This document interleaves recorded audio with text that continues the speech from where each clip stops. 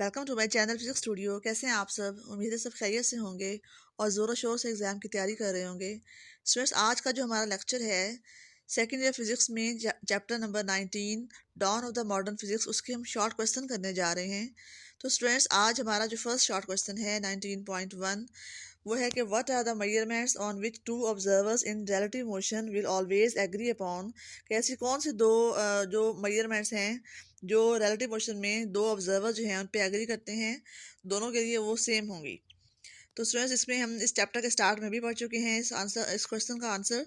ठीक है, इसमें यह है कि अगर रिलेटिव मोशन हो, यानी दो बॉडी जो है उनके दरमियान में रिलेटिव मोशन हो, या उनकी स्पीड जो है वो डिफरेंट हो, या एक बॉडी जो है वो रेस्ट पर हो, दूसरी बॉडी जो है मूव कर रही हो, तभी रिलेटिव मोशन जो है पॉसिबल होगी। तो उस केस में दो चीज़ें हमारे पास होती हैं। एक तो लाइट की जो स्पीड है वो हमारे पास यूनिवर्सल कांस्टेंट है, चाहे वो फ्री स्पेस में हो चाहे कोई मीडियम हो, तो उसकी हर कंडीशन में जो उसकी वैल्यू होगी वो कांस्टेंट होगी। दूसरा जो इसमें चीज़ है वो ये कि जितने भी लॉज ऑफ फिजिक्स हैं वो सारे वो इनर्शियल फ्रेम के अंदर उन सबका रिजल्ट जो है वो सेम है। इनर्शियल फ्रेम से मुराद ऐसा फ्रेम ऑफ रेफरेंस जिसमें उसकी या तो वो रेस्ट पर हो या उसकी स्पीड जो है वो कांस्टेंट हो, यूनिफॉर्म हो, तो उसे हम कहते हैं कि वो इनर्शियल फ्रेम ऑफ रेफरेंस है, क्योंकि वो लॉ ऑफ इनर्शिया को होल्ड कर रहा होता है। तो उसके अंदर चाहे वो फ्रेम ऑफ रेफरेंस जो है वो रेस्ट पर हो, चाहे वो मूव कर रहा हो विद अ कांस्टेंट स्पीड, उसके अंदर जितने भी हम लॉज ऑफ फिजिक्स अप्लाई करेंगे तो उन सब का जो रिजल्ट है वो सेम आएगा। तो ये दो ऑब्जर्वेशंस ऐसी हैं जिसपे वो ऑब्जर्वर जो हैं जिनके दरमियान में रिलेटिव मोशन होगी वो इस पे एग्री करेंगे। उसके बाद जो आपका 19.2 क्वेश्चन है उसमें क्या है कि does the dilation means time really passes more slowly in moving system और that it only seems to pass more slowly. कि डायलेशन आप लोग इस चैप्टर के स्टार्ट में जो आपने स्पेशल थ्योरी ऑफ रिलेटिविटी पढ़ी है उसके रिजल्ट्स पढ़े हैं, उसमें आपने टाइम डायलेशन पढ़ा है कि अगर दो ऑब्जेक्ट्स हों या दो फ्रेम ऑफ रेफरेंस उनके दरमियान में रिलेटिव मोशन हो, तो एक ऑब्जर्वर जो है जो दूसरे फ्रेम रेफरेंस के अंदर कोई भी इवेंट पास हो रहा हो, कोई भी इवेंट हो रहा हो, तो उसका जब वो टाइम मेजर करता है तो उसको वो टाइम जो है वो रियली स्लो पास होता हुआ फील होगा। तो क्या उन्होंने क्वेश्चन में ये पूछा है कि इस इफेक्ट को हम कहते हैं टाइम डायलेशन। तो क्वेश्चन में ये पूछा गया है कि टाइम डायलेशन जो है उसका मतलब वाकई ये है कि टाइम जो है वो रियली स्लो पास हो रहा है, या जस्ट ये टाइम रियली पास स्लो पास होता हुआ महसूस होता है। तो इसका आंसर ये है कि टाइम डायलेशन जो है वो वाकई असल में इफ़ेक्ट है। कि अगर फ्रेम ऑफ रेफरेंस जो है दो हैं और उनके दरमियान में रिलेटिव मोशन नहीं है, फिर तो जो हम टाइम मेजर करेंगे, कोई भी ऑब्जर्वर जो है वो टाइम जो मेजर करेगा किसी भी इवेंट का, तो वो असल टाइम होगा, ओरिजिनल टाइम होगा, जिसको हम टी नॉट से शो करते हैं, तो वो तो कांस्टेंट होगा। लेकिन अगर दोनों के दरमियान में दो ऑब्जर्वर जो हैं उनके, या दो फ्रेम ऑफ रेफरेंस हैं उनके दरमियान में कोई भी जो है रिलेटिव मोशन है, तो फिर जो है टाइम एक ऑब्जर्वर जो रेस्ट पर खड़ा हुआ है और वो दूसरे ऑब्जर्वर के अंदर किसी इवेंट का टाइम नोट कर रहा है, तो उसको वो टाइम जो है वो रियली स्लो पास होता हुआ फील होगा। तो ये रियल इफेक्ट है, ये वाकई ऐसा होता है। ठीक है, हमारी अर्थ के गिर्द कोई स्पेसशिप मूव कर रहा हो और उसका हमारी अर्थ के लोगों से अगर डायरेक्ट कांटेक्ट हो, तो वो अगर उनका पल्स रेट फाइंड करेगा तो वो भी उसको हमारी जो पल्सेस हैं वो स्लो होती हुई महसूस होंगी। ठीक है, और जो अर्थ के ऊपर लोग मौजूद होंगे वो जब पल्स रेट उसको मेजर करेंगे तो वो उनको उसके मुकाबले में तेज़ महसूस होंगी। ठीक है, तो ये टाइम डायलेशन का जो इफेक्ट है वो वाकई रियल इफेक्ट है अगर रिलेटिव मोशन हो तो, वरना ये नहीं होगा। उसके बाद हमारा जो 19.3 क्वेश्चन है कि if you are moving in a spaceship at very high speed relative to the earth, would you notice a difference in your pulse rate और in your pulse rate of the people on the अर्थ।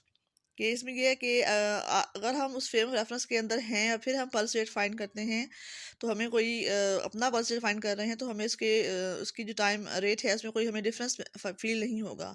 ठीक है, लेकिन अगर हम उस observer के अर्थ के ऊपर मौजूद हैं और ऑब्जर्वर जो है वो स्पेसशिप के अंदर मौजूद है और वो अर्थ के ऊपर मौजूद लोगों का पल्स रेट फाइंड कर रहा है, तो उसको वो पल्स रेट जो है वो आहिस्ता जो है स्लो मतलब फील होगा उसको। कि पल्स रेट का जो फार्मूला है number of pulses over time, तो टाइम जो है इसमें टाइम डायलेशन इफेक्ट की वजह से उसको जो पल्सेस हैं वो स्लो फील होंगी उसको। तो क्योंकि टाइम डायलेशन का जो इफेक्ट है वो वाकई रियल है अगर रिलेटिव मोशन हो, तो स्पेसशिप के अर्थ के दरमियान में रिलेटिव मोशन होगी, इसलिए जो स्पेसशिप के अंदर ऑब्जर्वर है वो अर्थ के लोगों का जब पल्स रेट फाइंड करेगा तो उसको वो टाइम जो है वो बढ़ा हुआ महसूस होगा। ठीक है। उसके बाद जो हमारा नेक्स्ट क्वेश्चन है 19.4 कि if the speed of light were infinite, अगर स्पीड ऑफ लाइट जिसको हम सी से शो करते हैं उसको हम इन्फिनिटी पुट कर दें, what would the equations of special theory of relativity reduce to. तो आप इस चैप्टर के स्टार्ट में जो हमने क्वेश्चंस पढ़ी हैं उनमें जो हमारे पास फर्स्ट क्वेश्चन थी टाइम डायलेशन की, वो थी t is equal to t naught over 1 - v² over c² under root. तो इसमें आप देखेंगे उन्होंने क्वेश्चन में ये कहा है कि अगर लाइट की स्पीड को हम इन्फिनाइट कंसिडर करें, यानी सी की जगह पे हम इन्फिनिटी पुट कर दें इसके अंदर, तो हमारे पास ये 1 - v² ओवर c² है। यहाँ पे सी की जगह पे हम इन्फिनिटी पुट करेंगे तो समथिंग ओवर इन्फिनिटी जो है वो ज़ीरो हो जाती है। तो v² ओवर इन्फिनिटी का स्क्वायर जो है इसका आंसर 0 आएगा। तो 1 - 0 हम करेंगे तो आंसर 1, और टी नॉट ओवर 1 वो टी नॉट के ही इक्वल होगा। इसका मतलब है कि t will be equal to t naught. Time relation का जो है उसमें कॉन्सेप्ट नहीं रहेगा, मतलब जो टाइम रिलेशन वाला टाइम है वो और जो रेस्ट वाला टाइम है वो दोनों टाइम इक्वल हो जाएंगे। इसी तरीके से जो हमारे पास लेंथ की इक्वेशन थी, लेंथ कॉन्ट्रैक्शन की, उसमें L was equal to L naught under root 1 - v² over c², इसमें भी हम इसको पुट करते हैं तो हमारे पास जो ये फैक्टर था 1 - v² ओवर c², इसका आंसर 1 आता है। तो इस केस में भी L will be equal to L naught और एम विल ऑल्सो भी इक्वल टू एम नॉट, क्योंकि एम का भी हमारे पास ऐसे ही क्वेश्चन थी, M is equal to M naught over 1 - v² over c² under root. इसमें भी हम अगर c² की जगह पे इन्फिनिटी पुट करते हैं तो हमारा आंसर जो है वो m will be equal to M naught आएगा। और जो एनर्जी मास रिलेशन था E is equal to M c², इसमें अगर हम c² की जगह पे इन्फिनिटी पुट करेंगे तो m को हम इन्फिनिटी से मल्टीप्लाई करेंगे तो एनर्जी का आंसर जो है वो इन्फिनिटी हो रहा है। तो ऐसा पॉसिबल नहीं है। तो इसका मतलब है कि सी की जो वैल्यू है वो इन्फाइनाइट हो ही नहीं सकती, क्योंकि कोई भी एनर्जी जो है वो इन्फाइनाइट नहीं हो सकती। अगर हम सी की जगह पे इन्फाइनाइट पुट करेंगे तो हमारे जो एनर्जी का आंसर है वो भी इन्फिनिटी आएगा। तो ऐसा फिजिकली इम्पॉसिबल है। इसका मतलब है कि सी की जो वैल्यू है वो इन्फिनिटी के इक्वल नहीं हो सकती। उसके बाद हमारा जो नेक्स्ट क्वेश्चन है 19.5 कि मास जो है जो कि एक एनर्जी की फॉर्म है, can we conclude that a compressed spring has more mass than same spring when it is not compressed. तो इसमें यह है कि मास जो है कंप्रेस्ड स्प्रिंग के अंदर हमने वर्क तो किया है, जो हमने वर्क किया है उसके अंदर as a potential energy store हो गया, तो थोड़ी बहुत एनर्जी मास तो इंक्रीज होती है, लेकिन वो इंक्रीज जो है वो इतना कम होता है कि वो हमारे लिए नोटिसेबल नहीं होता, मेजरेबल नहीं होता, क्योंकि हमारे पास जो फार्मूला है del M is equal to del E over c²। तो इसमें अगर हम सी की वैल्यू जो है देखते हैं तो उसकी वैल्यू 10⁸ में आ रही है, जो कि अच्छी खासी लार्ज क्वांटिटी है। तो अगर हम सी का स्केयर लेते हैं तो वो और भी ज़्यादा लार्ज क्वांटिटी हो जाती है।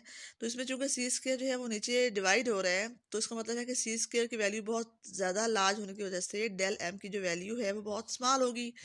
डेल एम की जो वैल्यू है वो इतनी स्मॉल होगी कि अपनी डेली लाइफ के अंदर हम इस डेल एम की वैल्यू को, यानी मास में कितना इंक्रीज हुआ है उस वैल्यू को हमारे लिए मेजर करना या नोटिस करना जो है वो इतना ज़्यादा पॉसिबल नहीं होता। ठीक है। तो इसलिए जो है हम यही कहेंगे कि कंप्रेस स्प्रिंग की और जो स्प्रिंग कंप्रेस नहीं है, दोनों की मास तकरीबन तकरीबन इक्वल ही हैं। जो थोड़ा बहुत फ़र्क है वो हम इजीली मेजर नहीं कर सकते। ठीक है। तो स्टूडेंट्स आज इस लेक्चर में हमने 5 क्वेश्चन किए हैं, बाकी जो क्वेश्चन है वो हम नेक्स्ट लेक्चर में करेंगे। इन क्वेश्चन को आप अच्छी तरह गौर से पढ़ें, इनको सुने और इनको अपना सारा जो है कॉन्सेप्ट क्लियर करके इनको तैयार करें एग्जाम पॉइंट ऑफ व्यू से, क्योंकि ये काफ़ी इंपॉर्टेंट क्वेश्चन है और ये चैप्टर भी काफ़ी इंपॉर्टेंट है। और जिन स्टूडेंट्स को अच्छी तरह ये क्लियर हो गया सारा, वो अपने दोस्तों को शेयर करें ताकि वो भी इससे फ़ायदा उठाएँ। और जो स्टूडेंट्स नए हैं चैनल पर लाजमी इसको सब्सक्राइब करें ताकि जैसे ही मेरी कोई नई वीडियो अपलोड हो फ़ौरन से आपको मिल जाए। ओके स्टूडेंट्स, अल्लाह हाफिज़।